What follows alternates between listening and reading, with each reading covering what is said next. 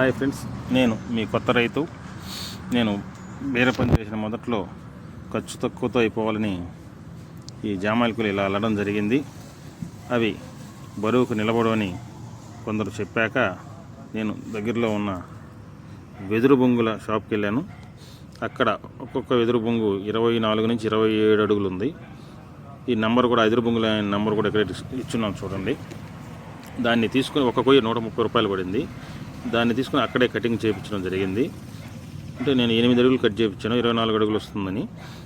Cut చేసిన దానికి 10 రూపాయలు తీసుకున్నారు, అంటే 140 అయింది అక్కడికి.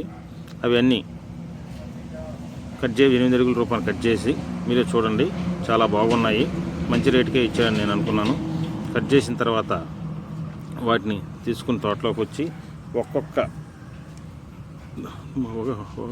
ఒక అడుగు నుంచి 1.5 అడుగు లోతు తీసి దాన్ని నాటి ముందు బోధులకంతా వరుసగా నాటుకోవడం జరిగింది.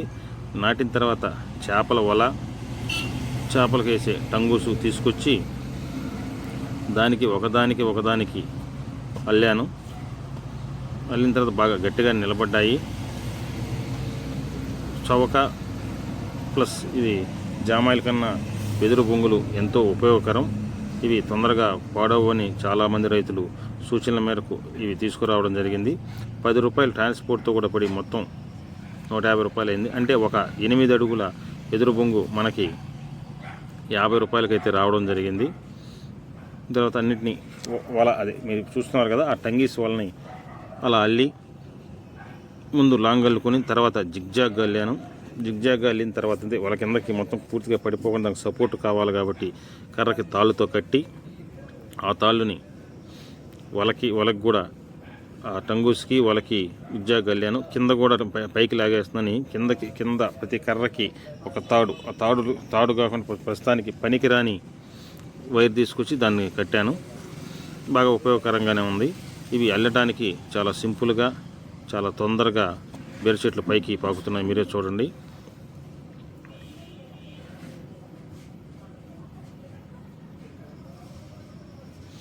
చాలా అందంగా తయారైంది. ఇదిగో ఈ విధంగా వచ్చింది. వచ్చిన తర్వాత కొన్ని దగ్గరలో వలకి కింద భూమికి గ్యాప్ వచ్చింది. దాని దగ్గర చెట్లు పాకేదానికి ఇబ్బందిగా ఉందని ఒక చిన్న రోలు నైలాన్ తాడు తీసుకొచ్చాను. ఆ నైలాన్ తాడిని కింద ఇచ్చి దానికి మధ్యలో జిగ్జాగ్గా చేయవలసి వస్తుంది కాబట్టి ఒక్కొక్క రోలు 110 రూపాయల లెక్కన తీసుకొచ్చాను. ఇంచుమించు అరెకరాకి 5 రోలు అయితే సరిపోతున్నాయి. చూడండి, వల అయితే చాలా పెద్ద కన్ను అనుకున్నాను, అయినా సరిపోతుంది. అడుగు కన్ను ఇది, కన్నుకి అడుగు దూరం ఉంది, అయినా సరిపోతుంది. ఈ విధంగా వచ్చింది. ముందుగా ఆ పైన వల దాటించుకుంటూ వచ్చి మనకి ఎంత కావాలో అంత దూరం తీసుకొచ్చిన తర్వాత దాన్ని మళ్ళీ ఎడమ చేసుకోవడం జరుగుతుంది. ఇది 24 ఎడలకు వస్తుంది వల. చూసేదానికి సన్న చుక్కలాగున్న 24 ఎడల్పు ఇలా విడదీస్తే 24 అడుగులు వస్తుంది. బాగా సాగదీసి కట్టుకోవాలి. ఏమైతే ఈ కొయ్యికి ఆ చివర ఆ కొయ్యికి దోపి తర్వాత ఈ వలకి ఆ వలకి జాయింట్కి ప్రతి కన్నుకి జాయింట్గా వల అల్లినట్టుగా వెళ్ళాము. చూడండి,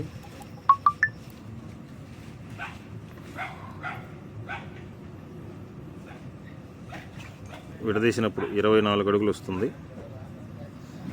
అంటే 3 పైన టాప్ లెవెల్ 3 బోధులకు సరిపోతుంది.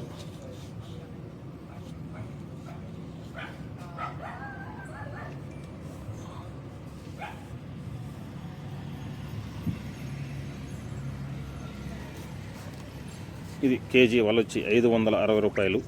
1 కేజీ వల 210 మీటర్లు వస్తుంది.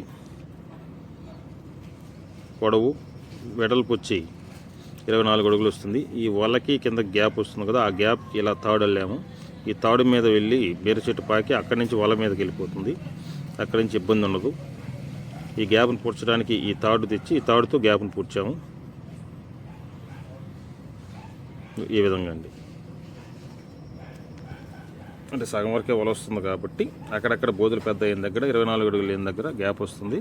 ఆ గ్యాప్ని ఈ తాడు రూపంలో పూడ్చాము. కర్రలు అయితే చాలా గట్టిగా ఉన్నాయి.